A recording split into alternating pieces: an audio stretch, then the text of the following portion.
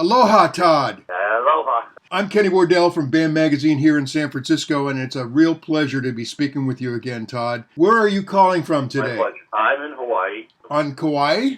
Yes. And that's your home now, right? Yeah, I've been living here for 23 years now. Excellent. Anyway, let's get going here. There's a term called going outside the box, meaning to break the rules, to break out of normal. And you've got to admit, Todd Rundgren, you were born outside the box. Yeah, let me in the box. No, we don't want you in the box.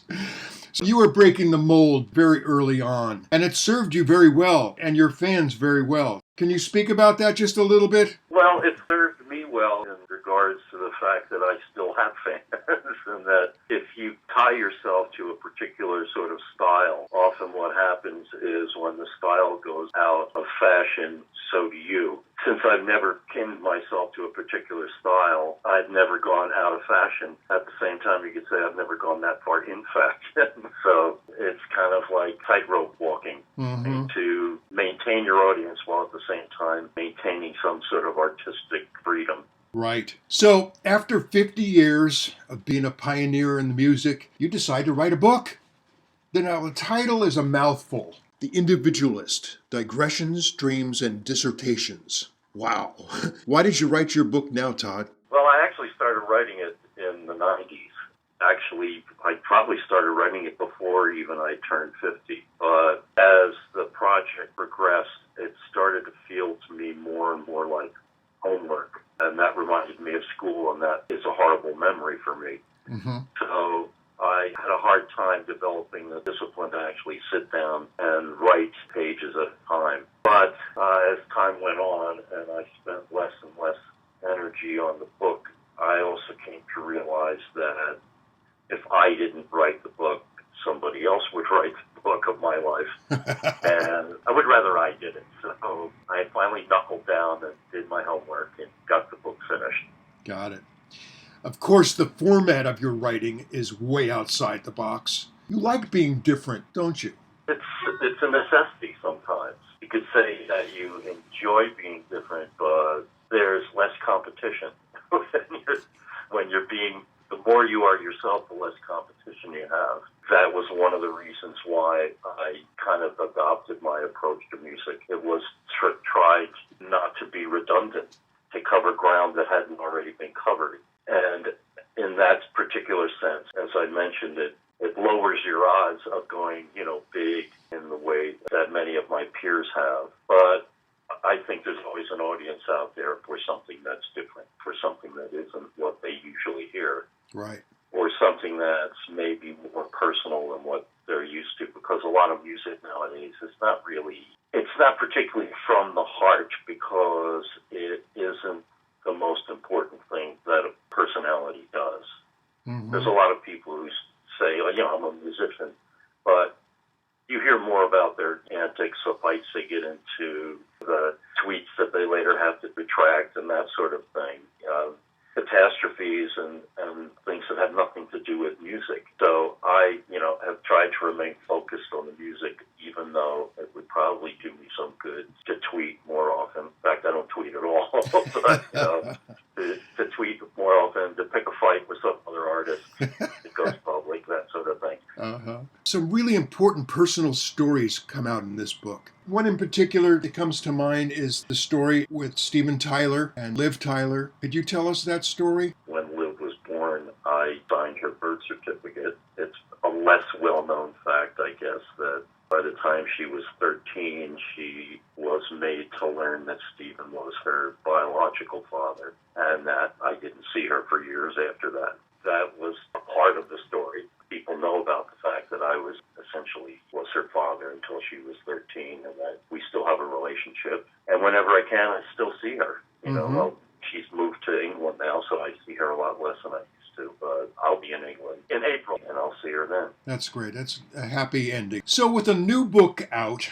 the standard practice would be to travel to the big media cities and to go to bookstores. But not for Todd Rundgren. Tell us about your hybrid concert book signing tour. I could do the thing that you said, which is going strictly on a press junk, go from city to city and go on the morning shows and book signings at Barnes & Noble and that sort of thing. And it's not as if I won't do that, but I figured if I'm going to travel around, I might as well be playing while I'm doing it. Mm-hmm. And the time of year when I would have been doing a tour anyway, I've developed a relationship with certain promoters and stuff that has turned out very well for me in that they think ahead and try and have something for me to do at a certain point of the year, because the record industry being the state that it's in, the way that you make your money is by playing live and selling merchandise. Right. And so I knew there would be a tour during that time period, and we didn't know exactly what it would be about, but I figured, geez, I got a book out. Why don't we just kind of do a tour that centers around the book? I don't have a new record out, so I don't have to showcase that. Mm-hmm. And I rarely do a tour where it's, like all the material from the early days that, my oldest audience members would appreciate hearing. Mm-hmm. So it'll be a change of pace for them in as much as they get what they want for once. And it'll be a change of pace for me because I really play just, all of the oldies together. You're calling it a hybrid concert. It won't be the standard just stand there and play the song. The first set is the hot video to kind of punctuate and add another aspect to the storytelling of it all. I may or may not do a lot of talking during that part of the set. I think we'll let the video fill in the blanks.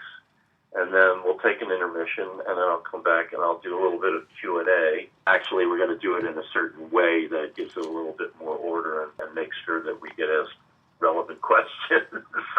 In other words, we'll set a camera up in the lobby for the show, and if people want to ask me a question, they can go to the camera and ask me a question, and then we'll call out questions that make sense, and I'll answer them because we can put the questions on the video screen. And then we'll play a set, essentially, a mixed bag set that'll be different every night of just stuff from all over my career, but nothing past 1998. Well, to use one of the titles of your albums, A Wizard and True Star, you've been so far ahead of the music industry from the very beginning. I mean, you've been doing electronic music, working with Moog synthesizers and Mellotrons, and just doing stuff that is so far decades in front of anybody else. I just wonder, do you see anybody on the progressive rock music scene today that is maybe following in your footsteps? Well, I don't know if there's a prog scene at the moment. Mm-hmm. Most of what I did was, there was a lot of instrumental and stuff like that. Most of it was in the context of somewhat traditional songwriting. In terms of pushing the envelope electronically, artists like Skrillex, but it's totally outside the traditional song format. It's hard to find artists who do that, but, it has a lot to do with festival culture, and the fact that some people make their livings playing festivals, and festivals are not so much about ballads, and folk music and stuff like that. They're about big electronic beats and turning the audience into one kind of giant panting animal. I enjoy it as much as anybody. Right. Hardly anybody goes out on their own tours in the summer anymore. They go all play festivals, and festival music has its own sort of, its own cachet. As far as prog rock goes, I'm not exactly sure how that category is formed in this day and age.